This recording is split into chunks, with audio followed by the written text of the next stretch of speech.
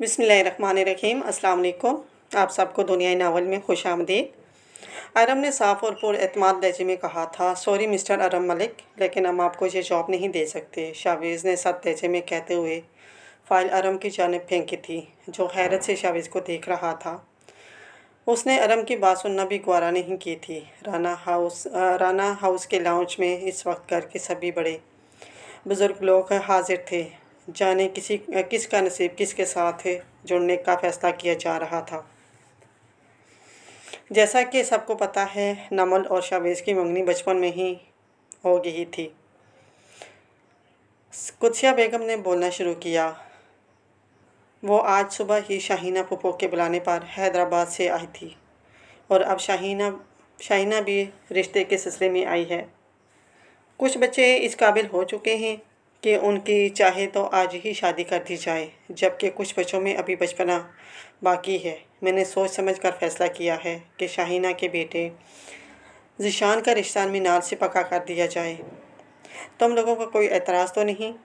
दादी जान ने मीनाल की अम्मी अबू की जानिब देखकर पूछा था। नहीं अम्मा जान, हमें कोई एतराज़ नहीं, जैसे आपको ठीक लगे, उस्मान राना ने अपनी माँ के फ़ैसले को अहमियत देते हुए कहा था। और लाउंज में लगे पर्दों के पीछे छुपी मीनाल का सांस बंद हुआ था। ये खबर सुनकर उसकी आंखों के सामने अंधेरा छा गया था।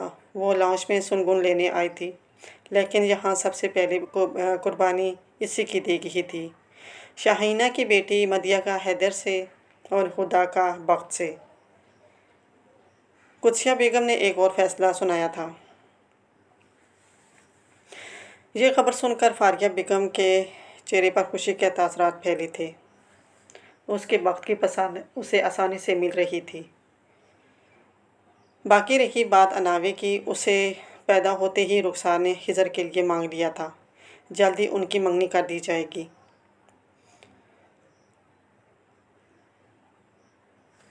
राना हाउस में खड़ी खुदा पर ये बात बिजली बनकर गिरी थी, जो मीनाल के पीछे आकर खड़ी हुई थी। वो अपने मुतल्लिक और तो कुछ नहीं सुन पाई थी, लेकिन अनावे और खिज़र का नाम सुनकर उसका दिमाग चकरा गया था। ये क्या हुआ था? खुदा का दिमाग साए कर रहा था। मीनाल मुर्दा कदमों से सीढ़ियों की जानिब बढ़ गई थी। इसमें वहाँ मज़ीद खड़े होने की हिम्मत नहीं थी। शुक्र है अम्मा जान, आपने अनावे और खिज़र की बात भी की। मैं तो समझ रही थी कि आप भूल गई हैं। कब से इस बात का इंतज़ार कर रही थी, कब अनावे की पढ़ाई मुकम्मल और अपने घर ले जा सकूं। रुखसार फूफो के लहजे से सरशारी सी झलक रही थी। खुदा फटी फटी आंखों से लाउंज का मंजर देख रही थी, जहाँ उनकी मंगनी की बात कर दी गई थी। अनावे और खिज़र, इन दोनों का नाम एक साथ सुनकर खुदा के अंदर कुछ चलने लगा था। खिज़र का चेहरा उसकी आंखें सामने घूमा था और फिर उसने तस्वर में इन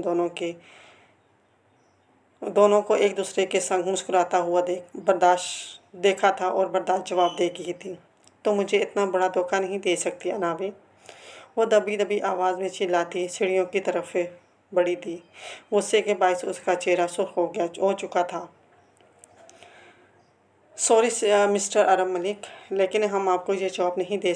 शाहवेज़ ने सर्द लहजे में कहते हुए फ़ाइल अरम की जानिब फेंकी थी, जो हैरत से शाहवेज़ को देख रहा था। उसने अरम की बात तक सुनना गवारा नहीं की थी।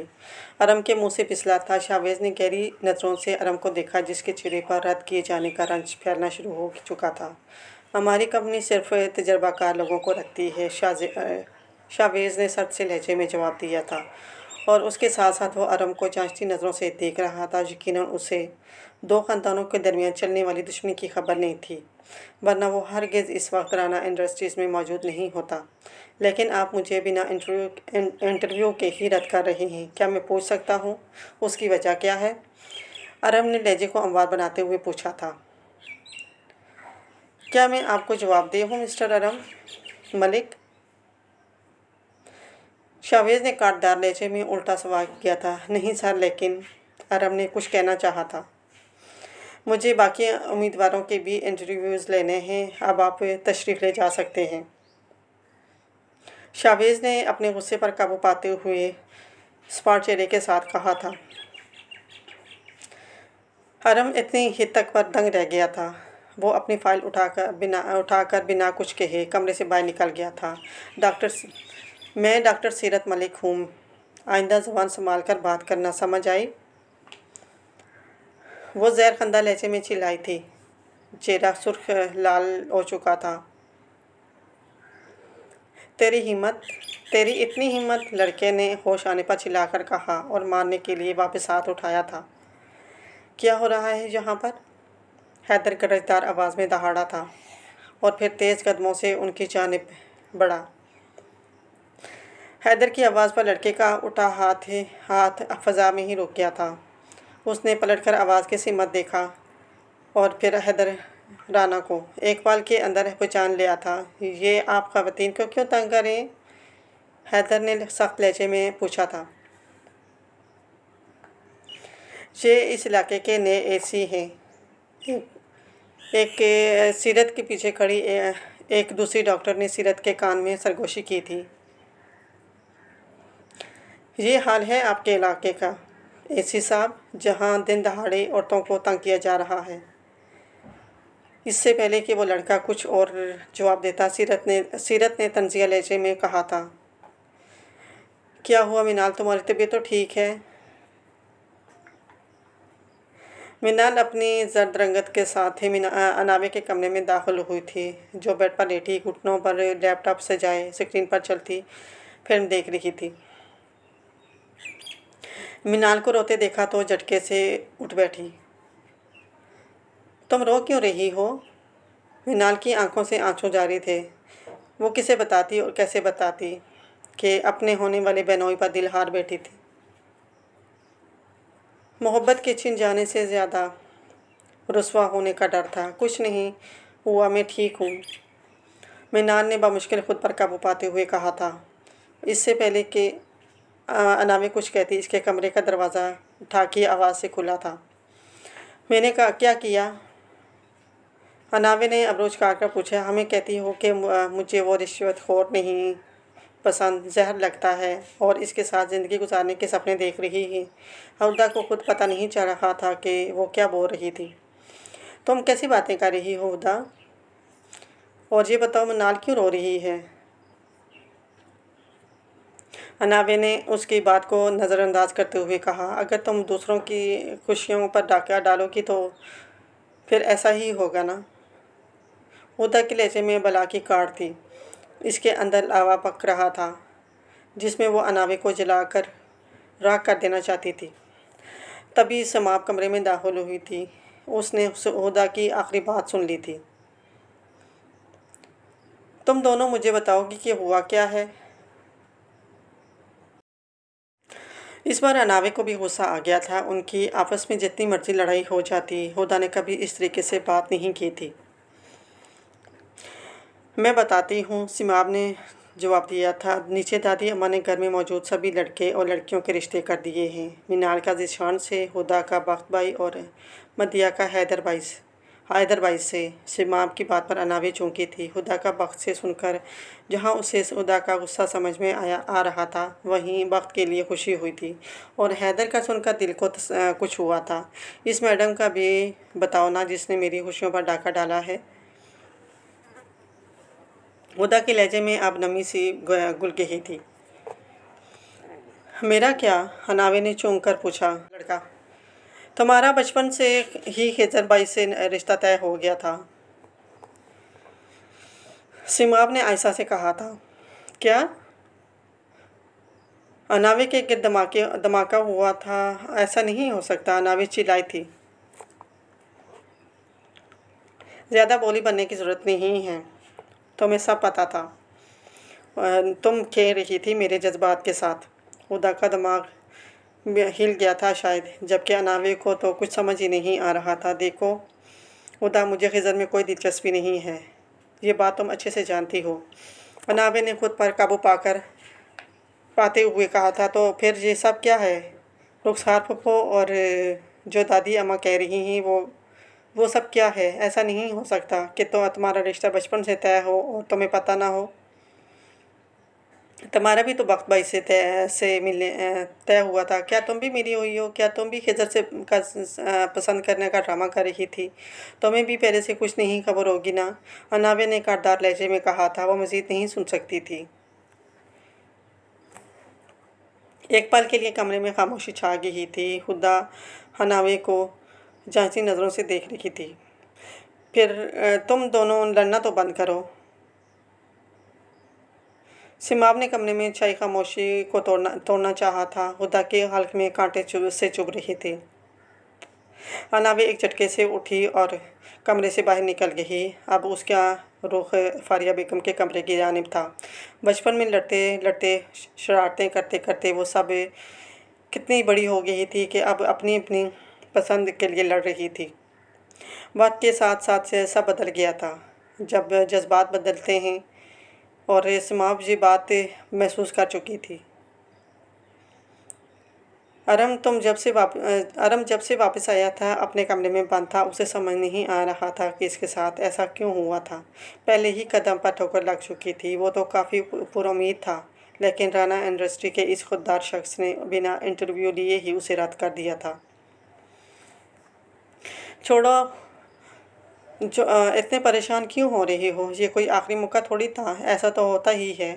वो खुद को पुरस्कून करने की कोशिश कर रहा था। अचानक उसे नमल का ख्याल आया था। वो इससे माफ़ी मांगना चाहता था, लेकिन हिम्मत ही नहीं होती थी। कुछ देर सोचने के बाद उसने मोबाइल उठाया और नमल का नंबर मिलाया।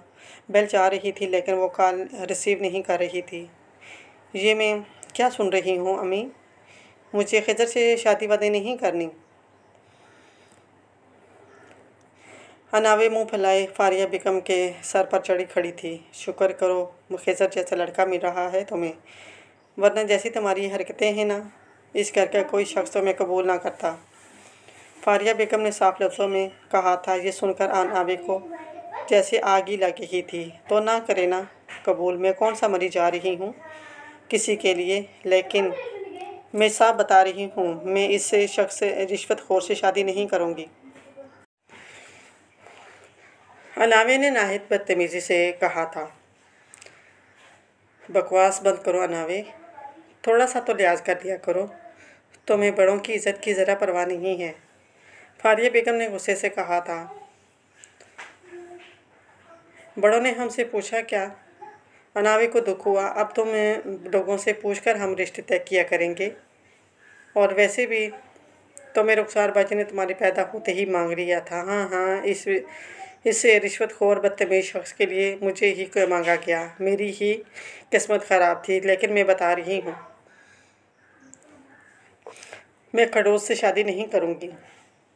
वो सो करती अपनी बात सुनाकर चली गई थी, जबकि फारिया बेगम ने अपना सर थाम लिया था।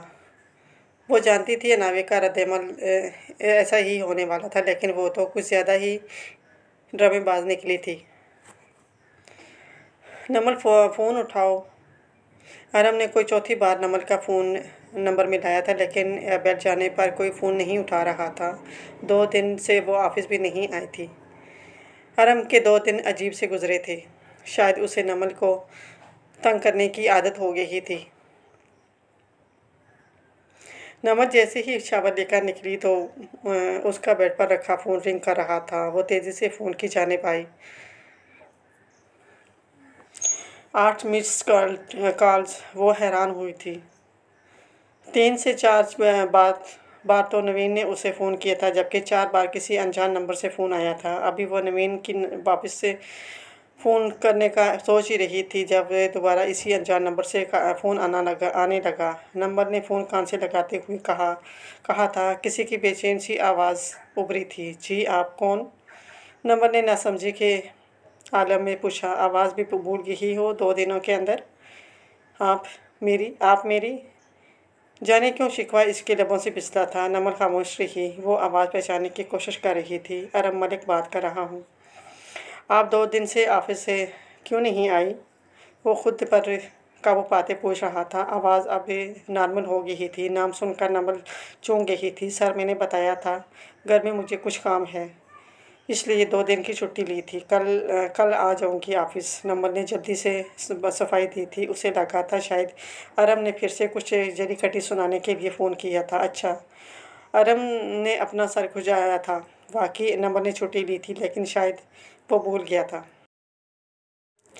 उसके नरम लहजे पर नमल को झटका लगा था। जी मैं ठीक हूँ, नमल ने हैरानगी से जवाब दिया था। वो दरअसल मैं अपने रवैये की माफ़ी मांगना चाहता था। इस दिन जो भी हुआ या अब तक जो ऑफिस में हुआ, मैं सब के लिए आई एम रियली सॉरी, वो नादाम से लहजे में कह रहा था। इस बार नमल को अच्छा खासा झटका लगा था। सर, आपको माजरत करने की ज़रूरत नहीं है, नमल ने हमवार लहजे में कहा था। नमल, अरब ने बेख्तियार ही पुकारा था। अंदाज ऐसा था कि नमल का दिल एक पल को धड़का था। जी, वो मुश्किल से बोल पाई थी। अब तो मुझे सर मत कहो, मैं सिर्फ अरम बनकर बात कर रहा हूँ। अरम के लहजे में अजीब सी आँच थी, जिसे नमल बाखूबी महसूस कर रही थी। वो बेड पर बैठ चुकी थी। आज तो अरम मलिक ने हैरान ही कर दिया था। पूरे नमल को एतमाद बरकुल उड़नछू हुआ था।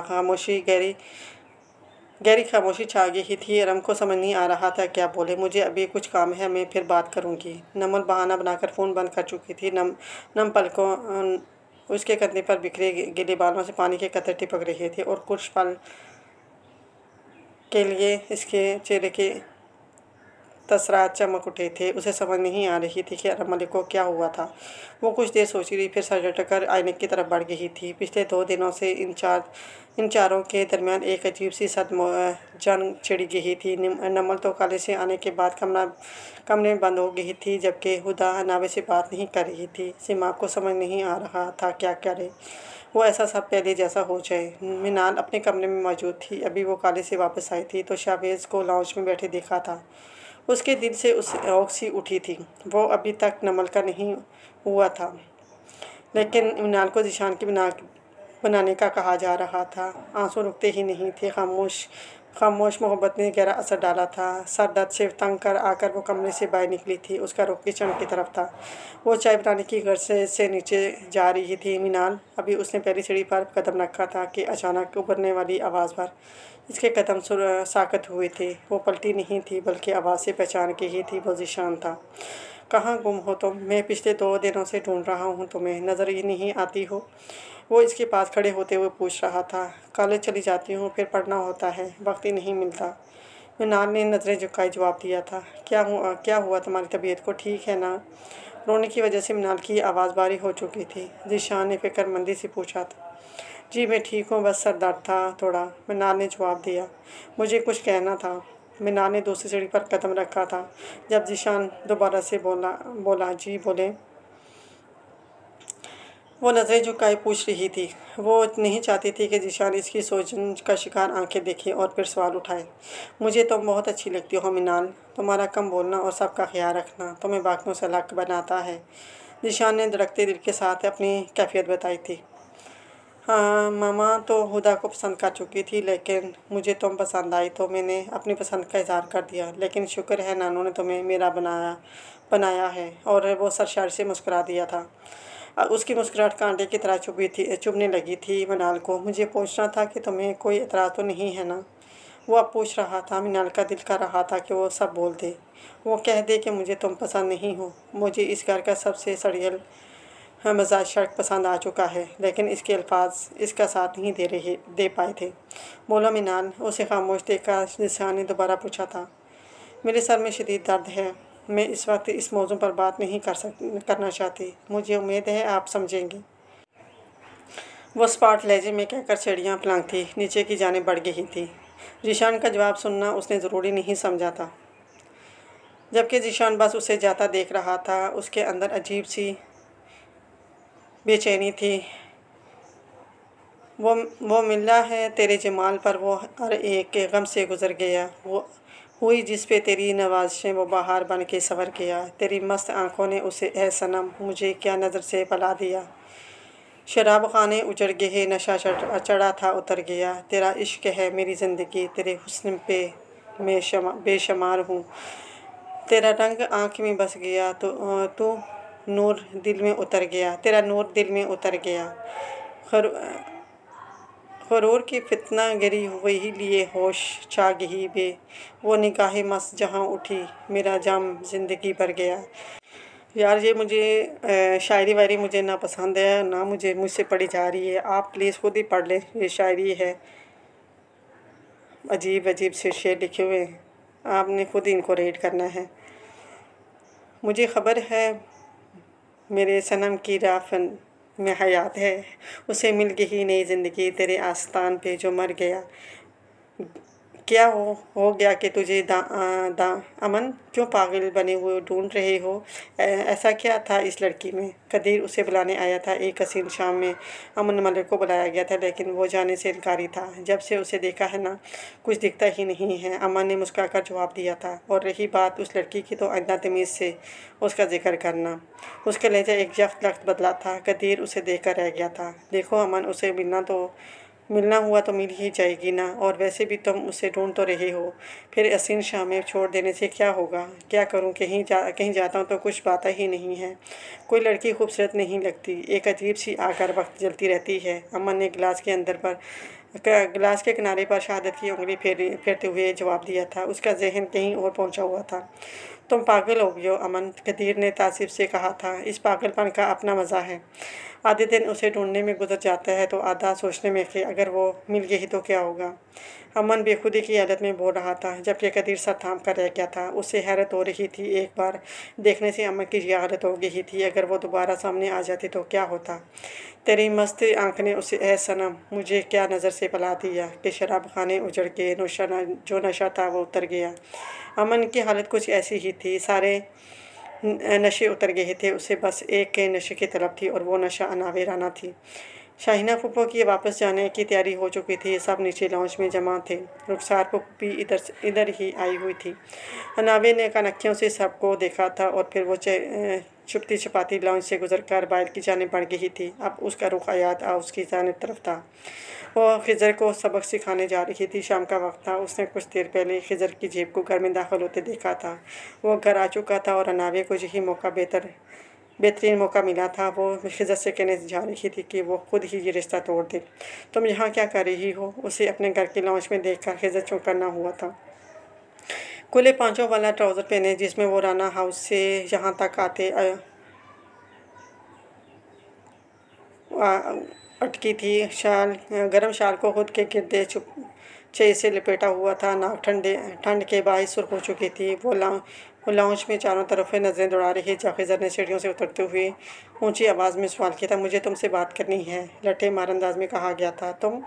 वो ये ऐसे कहती थी जैसे खिज़र इससे 10 साल छोटा हो। वो सीढ़ियाँ उतरकर अब लाउंज के सोफे पर बैठ चुका था। घर में हीटर की गरमाइश थी। मैं तुमसे शादी नहीं करना चाहती। कुछ देर सोचने के बाद अनावे ने धमाका किया था। खिज़र ने चौंक कर उसे देखा। मैं तुमसे शादी करने के लिए मारा जा रहा हूँ, खिज़र ने तंजिया लहजे में कहा था। जो भी है, लेकिन मुझे तुमसे शादी नहीं करनी। तुम खुद का, अनावे ने मुंह फैलाए हुए कहा था। वाह वाह वाह, क्या कहने मोहतरमा के मेरे कंधे पर बंदूक रखकर चलाना चाहती हो?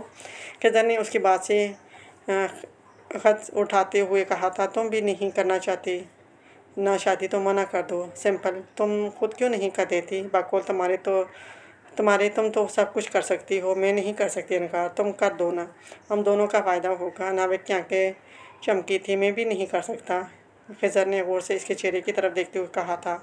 उसका दिमाग तेज़ी से काम कर रहा था। इसके हाथ में अनावे की कमज़ोरी आई थी। वो उसका फ़ायदा उठा सकता था। क्यों नहीं कर सकते? अनावे दबी दबी आवाज़ में चिल्लाई थी। क्योंकि मुझे तुमसे शादी करने पर कोई एतराज़ नहीं है। मैं तो अपनी पसंद से शादी कर ही लूँगा। दूसरी, अलबत्ता तुमसे शादी करके मैं अम्मी की ख्वाहिश पूरी कर सकता हूँ। तुम अम्मी के साथ रहना, घर का काम काज करना, और मैं अपनी मनपसंद बीवी के साथ तुम्हारे साय से दूर रहूँगा। उसके लहजे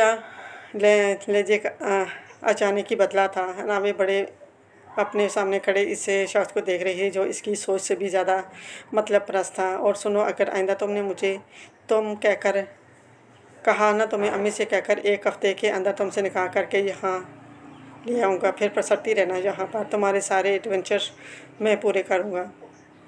वो ख़तरनाक लहजे में कह रहा था। अनावे की रीढ़ की हड्डी में सनसनाहट हुई थी। वैसे कमाल है, अभी मंगनी भी नहीं हुई और अनावे राना अकेले में अपने होने वाली शोर से मिलने, और अगर ये खबर रना हाउस में फैल गई तो जानती हो क्या होगा। वो सोफे से उठकर अनावे की जानिब बढ़ा था। आंखों में अलवाई सी चमक थी। अनावे एक झटके से पीछे हुई थी। इसके चेहरे पर बेयकीनी फैली थी। आओ एक साथ चलते हैं, सबके साथ सामने हाथ पकड़कर, फिर सब खुद ही समझ जाएंगे। यकीनन हमारी शादी सबसे पहले हो जाएगी। खिज़र ने कहते हुए हाथ अनावे की जानिब बढ़ाया था, जिसके चेहरे पर खौफ वाज़ह था। इससे पहले खिज़र को मज़ीद कुछ कहता वह झटके से पलटी और फिर सर पर भागी थी वहाँ से। लाउंज के दरवाजे में पहुंचकर उसका ट्राउज़र पाँव में अटका था। वो धड़म से नीचे गिरी थी और फिर झटके से उठकर दोबारा गेट की जानिब भाग गई। उसके चेहरे पर हवाइयाँ उड़ी हुई थी। उसकी हाल देखकर खिज़र का बेसाख्ता कहकर बुलंद हुआ था। यकीनन हो गया होगा ना, अंदाज़ा तो यकीनन हो गया होगा ना खिज़र को कि अब अनावे कभी उसे तंग करने नहीं आएगी। हाँफती राना हाउस पहुंच गई थी। लॉन में घर के सारे अफराद जमा थे। अरे अनावे बेटा, तुम तो मिली ही नहीं हमें अलविदा ही कह दो। शाहीना फूफो ने उसे छेड़ा था। जी फूफो। अनावे चेहरे पर ज़बरदस्ती मुस्कुराहट से जाए इसकी तरफ बढ़ी थी। शाहीना फूफो से बगल गिर हुई थी। उनका सामान गाड़ी में रखा जा रहा था। वैसे तुम इस वक्त कहाँ गई थी? हुदा ने उससे पूछा। ड्राइवर अनावे के चेहरे पर हवाइयाँ उड़ते देखकर हुदा ने सवाल किया था। वो उसे ही गहरी नज़रों से देख रही थी। अनावे खुद पर काफ़ी हद तक काबू पा चुकी थी, लेकिन हुदा की झांसी नज़रों ने उसकी चोरी पकड़ ली थी। मैं वो वॉक करने गई थी, अनावे ने जवाब दिया। खैरियत तो है? पहले कभी शाम को वॉक पर नहीं गई तुम? अब की बार हुदा ने के लहजे में तन भरा था। छोड़ो हुदा, कैसी बातें लेकर बैठ गई हो। आओ मिलो मुझसे। मुझे तुम सब लोगों की बहुत याद आएगी,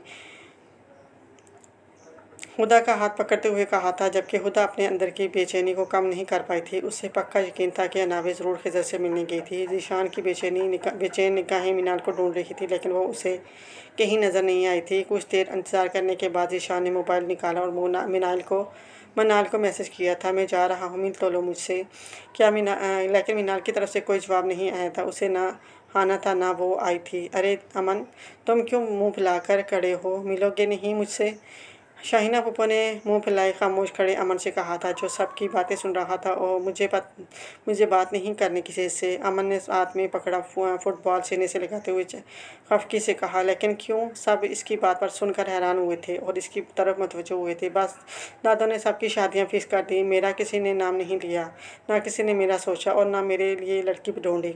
अमन ने मुँह फैलाते हुए शिकवा किया था। उसकी बात सुनकर एक पल के लिए खामोशी छा गई। फिर सबका बेसाख्ता कहकर बुलंद हुआ था। अमन, तुम पागल हो? शाहीना फूफो ने उसे बाजू से पकड़कर अपने साथ लेकर था और उसकी पेशानी पर प्यार किया था। अब मैं अपने अमन के लिए गुड़िया जैसी लड़की ढूंढूंगी, ठीक है? शाहीना फूफो वादा करें। वादा? शाहीना फूफो मुस्कुरा दी और अमन भी खुश हो गया था। तभी अनावे को गेट से खिज़र आता दिखाई दिया था। वो पैर छिटकती अंदर चली गई थी। कुछ देर मज़ीद रुकने के बाद ईशान मीनाल को देखने की हसरत लिए शाहीना फूफो और मतिया राना हाउस से रवाना हो गए थे। उनके आने से जो रौनक लगी थी वो उनके जाने के बाद मध्यम बढ़ गई थी। मुझे लगा था ये खिज़र आयात सिर्फ रिश्वत हो है, लेकिन ये तो इसके साथ साथ बेशरम भी निकला। नावे अपने कमरे में पहुंचने के बाद खिज़र के बारे में ज़ाहिर ख्याल कर रही थी और अपने कमरे को इसकी तारीफ़ें सुना रही। चेहरा गुस्से की वजह से सुर्ख था। नीचे गिरने के बायस इसके घुटने पर चोट लगी थी और ठंडा होने की वजह से चोट कुछ ज़्यादा ही असर दिखा रही थी। अल्लाह करे तुम रिश्वत लेते हुए पकड़े जाओ। जिनके हिंके चादर उतार कर बेड पर रखी थी और अब अपना घुटना थामे खिज़र को बददुआएं दे रही थी। इससे पहले वो मज़ीद कुछ बोलती, ठाक की आवाज़ से दरवाज़ा खुला और हुदा ख़तरनाक तेवरों के साथ कमरे में दाखिल हुई थी। कहाँ गई थी तुम? खिज़र से मिलने गई थी ना? इसने तेवरी चढ़ाकर हुदा को देखा था, जो पिछले चंद दिनों में काफ़ी बदल गई थी। हुदा पूछ रही थी। हाँ गई थी, ये कहने कि मुझे इससे शादी नहीं करनी। वो खुद इस रिश्ते से इनकार कर दे। अनाविद ने घुटने की दर्द को जब्त करते हुए कहा था। तुम झूठ बोल रही हो। अनावे गुस्से से दबी आवाज़ में चिल्लाई। तो तुम क्या कहने आई हो फिर? आपकी बार अनावे को भी गुस्सा आया था। मैं इतना कहने आई हूँ, तुम जानती हो मुझे खजर कितना पसंद, तो फिर तुम किसी भी तरह इससे कोई रिश्ता मत जोड़ना।